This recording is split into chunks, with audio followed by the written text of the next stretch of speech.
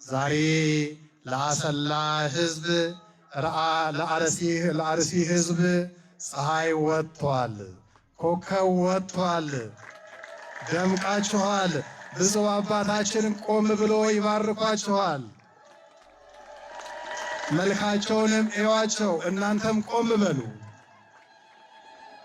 እረኛ ስለሆኑ ዛሬ የእረኝነት ቀን ስለሆነ እስቲ ቆም በሉ ሁላችሁ። እስቲ ደስታችሁን ግለጹ። በእውነት ምን አይነት የታደለ ሕዝብ ነው! ምድሩ የታደለ፣ ምድሩ የሚያበቅለው እህል ከዚህ አልፎ ለኢትዮጵያ የሚመግብ ነው።